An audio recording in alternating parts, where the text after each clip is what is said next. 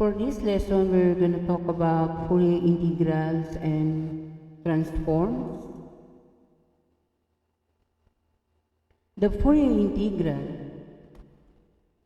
may be thought of as a continuous contour part of the Fourier series where the limit L approaches infinity. Suppose f of x is defined for all real x with the assumption that this integral converges absolutely. Then the Fourier integral representation of f of x is given by 1 over pi, integral from 0 to infinity. So a omega cosine omega x plus b omega sine omega x d omega, where a omega is evaluated, okay, by, or a of omega is obtained by evaluating this improper integral. This is your b omega.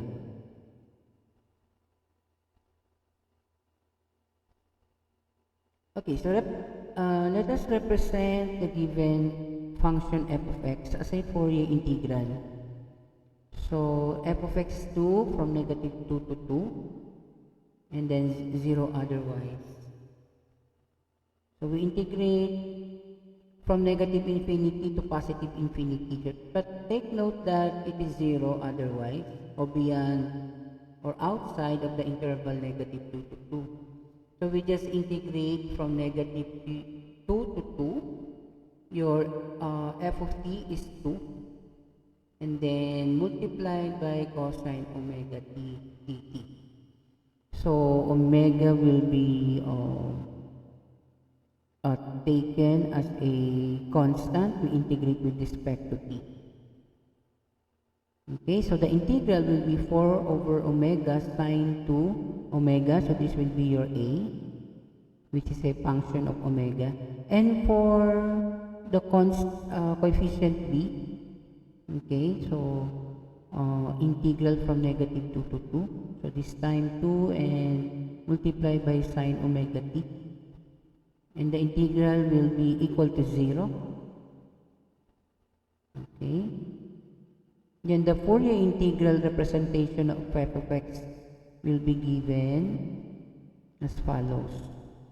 So this is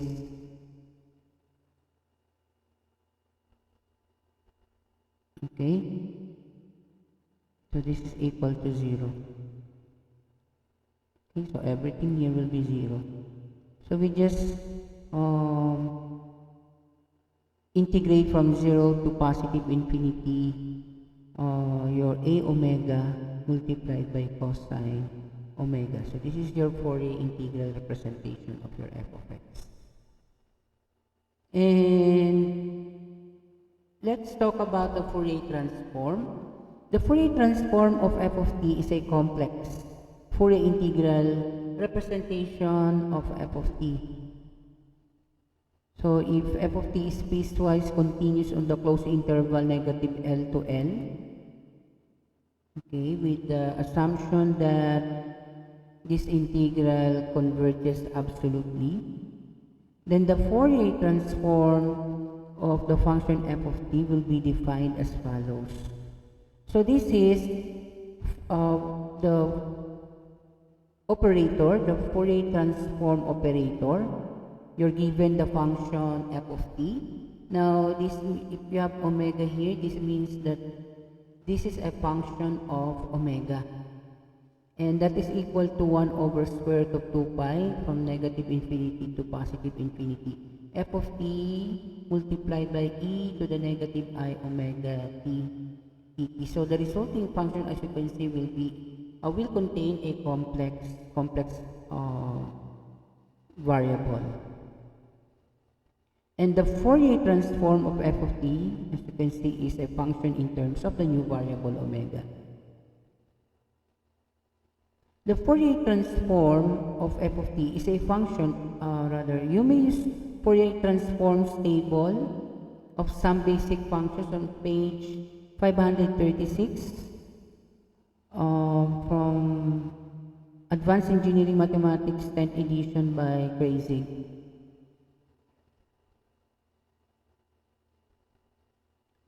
The inverse Fourier transform f of omega denoted by this symbol is the function defined as follows. So this is the inverse operator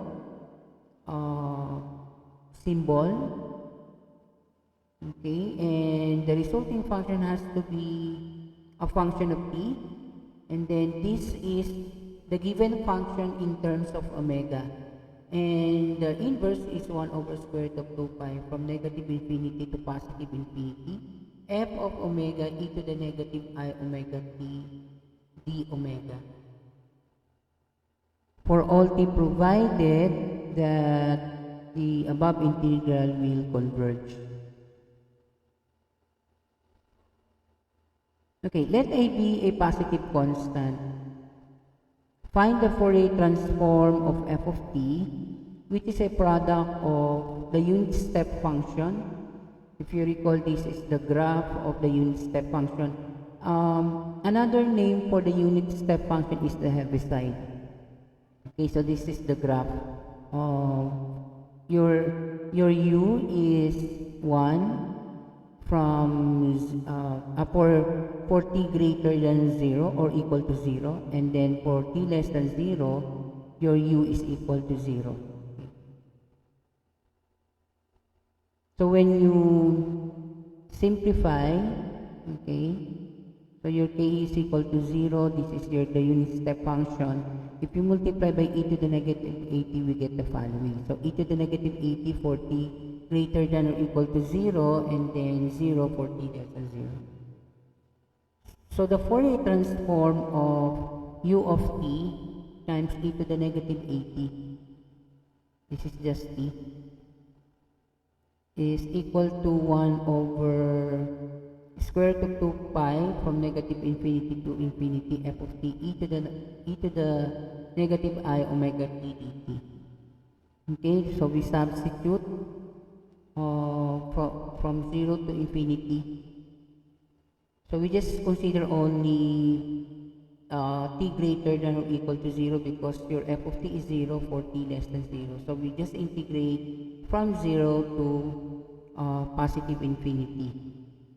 Okay, I forgot here to, okay, so I should, okay, so there should be 1 over, okay, 1 over square root of 2 pi here, okay, 0 to infinity. Your f of t is e to the negative 80, e to the negative I omega t dt. You can combine the powers of e here, so you can rewrite it as negative of the quantity a plus I omega t. So this will be treated as a constant. So integral of e to the u is e to the u, so you have a correction factor of 1 over a plus I omega. But take note that when t approaches infinity, this will be equal to 0. So, and then when t is equal to 0, then this one is equal to 1. And what is left here will be 1 over square root of 2 pi and the negative of the negative 1 over alpha plus I omega. So this will be your Fourier transform. So this conforms with the one in the Fourier transform table from Kreyszig. Okay, from the Fourier transform table, okay,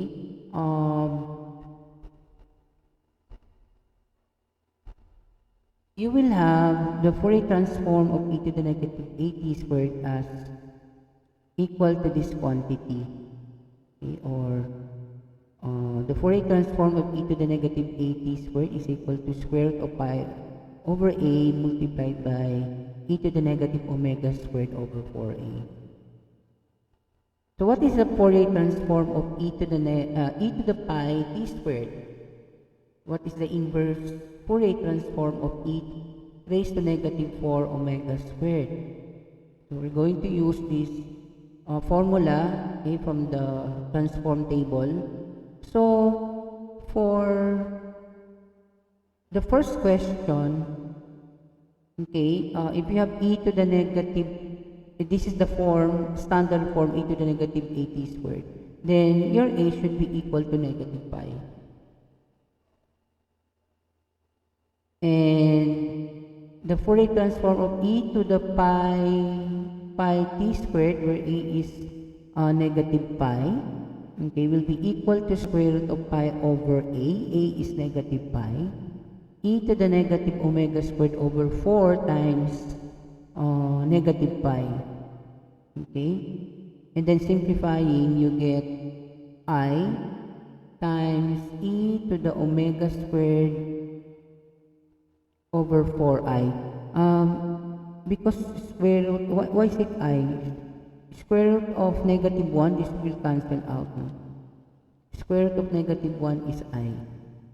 And for the inverse transform, okay, e to the negative omega squared over 4a, we equate that to e to the negative 4 omega squared, okay, then 4 is equal to 1 over 4a, giving you a equals 16. Okay, so when you get the inverse transform of this, okay, that will be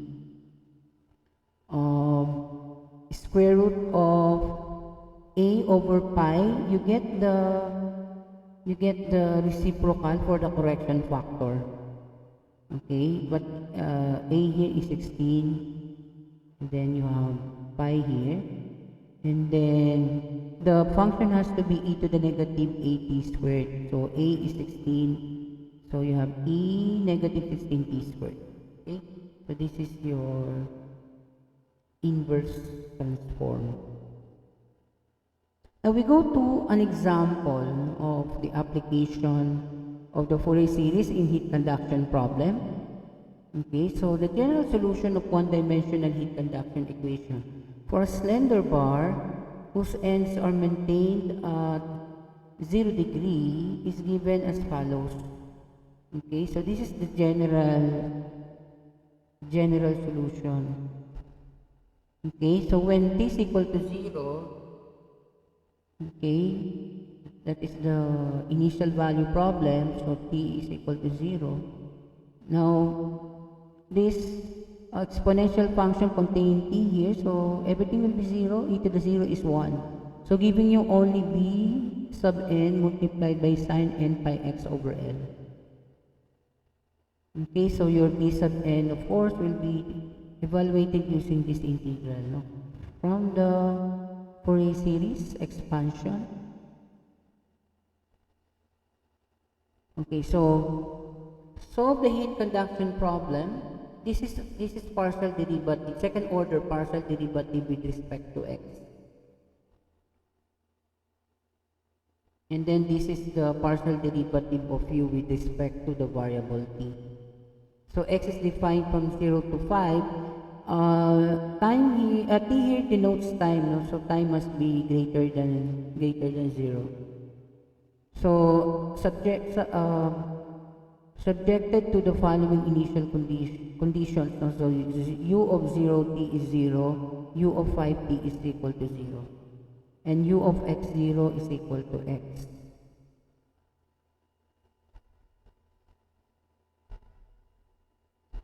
Okay, so the standard equation for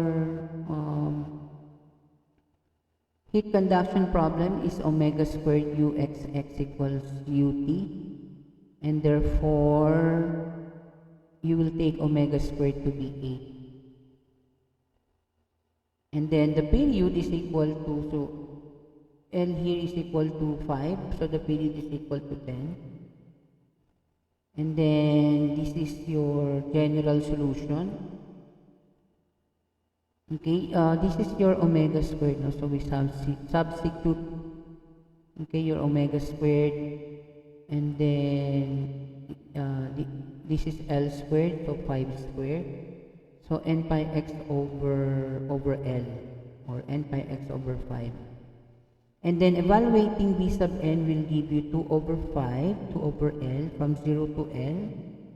X is your f of x. So take note that in the initial condition, or the particular solution for u of x0 is equal to f of x. Okay, so since this is given, so you have x here, so sine n by x over 5. So integrate by parts, okay, will give you the coefficient negative 10 over n pi cosine n pi, or negative 1 raised to n plus 1, 10 over n pi for your b sub n. And then this one we substitute here in the general solution. Okay, or to get the particular solution. So therefore, okay, so this is your b sub n, but you can factor out 10 over pi. So negative 1 raised to n plus 1 over n. Okay, so e to the negative n squared pi squared t over 25 sine n pi x over n. Okay, so this is the particular solution of the heat conduction problem.